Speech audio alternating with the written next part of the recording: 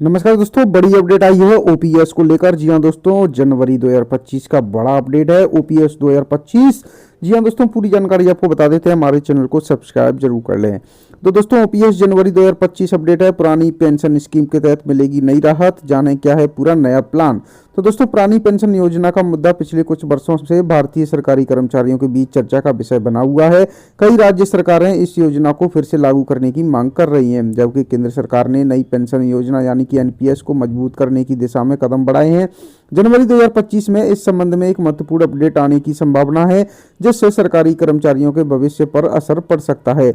इस लेख में हम पुरानी पेंशन योजना के बारे में विस्तार से जानेंगे, आपको पूरी बात बता देते हैं दोस्तों। तो दोस्तों, ओपीएस का महत्व क्या है? पुरानी पेंशन योजना एक ऐसी योजना है जो सरकारी कर्मचारियों को उनके सेवा काल के दौरान अंतिम वेतन का 50% पेंशन के रूप में प्रदान करती है। यह योजना उन कर्मचारियों के लिए विशेष रूप से महत्वपूर्ण है जो 1 जनवरी 2004 से पहले नियुक्त हुए थे। इसके विपरीत नई पेंशन योजना यानी कि एनपीएस में कर्मचारियों को अपने वेतन का एक हिस्सा योगदान करना होता है और उनकी पेंशन उनके योगदान पर आधारित होती है, यानी आप कितना योगदान दे रहे हैं उसी आधार पर होती है। और दोस्तों, जबकि पुरानी पेंशन योजना में उनकी पूरी सैलरी बेसिस का 50% मिलता था और उन्हें कोई योगदान नहीं करना पड़ता था। ओपीएस और एनपीएस में अंतर बता देते हैं दोस्तों आपको। विशेषता क्या है? पेंशन की गणना पुरानी पेंशन में अंतिम वेतन का 50% मिलता था, जितना भी आपका जब आप रिटायर हो रहे हैं उतना वेतन कितना था। जैसे अगर 60,000 रुपये वेतन है तो उसमें पेंशन आपकी आधी मिलेगी, यानी 50% 30,000 आपकी पेंशन बन जाएगी। लेकिन एनपीएस में ऐसा नहीं है, योगदान पर आधारित होता है, आप कितना योगदान करते हैं। अगर आपने योगदान करके 10 लाख रुपए बनाएंगे तो उसका ब्याज आपको पेंशन के रूप में मिलेगा।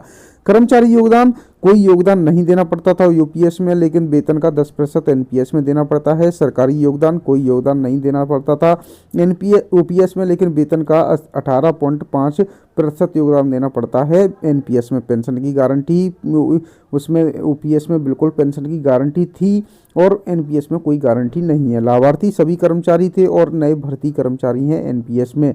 अवकाश के बाद जीवन भर तक पेंशन थी, लेकिन मृत्यु तक सीमित है एनपीएस में पेंशन।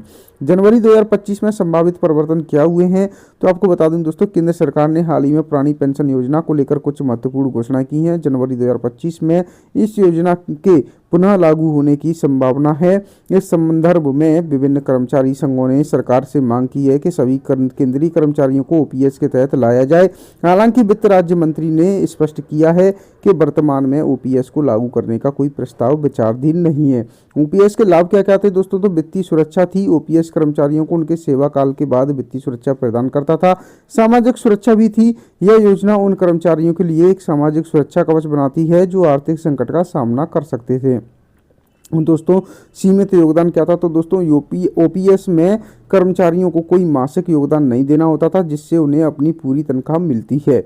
ओपीएस की चुनौतियां क्या है दोस्तों? तो राजकोषीय बोझ था। आरबीआई ने चेतावनी दी है कि ओपीएस को लागू करने से राज्य पर वित्तीय दबाव बढ़ सकता है।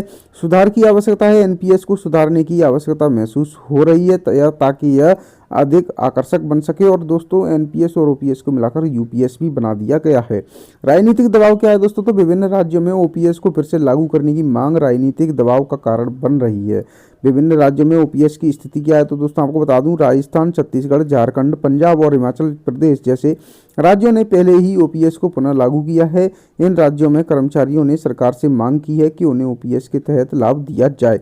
राज्य भर की स्थिति बता दूं दोस्तों, तो राजस्थान में ओपीएस लागू है, छत्तीसगढ़ में लागू है, झारखंड में लागू है, पंजाब में भी ओपीएस लागू है और हिमाचल प्रदेश में भी ओपीएस लागू है।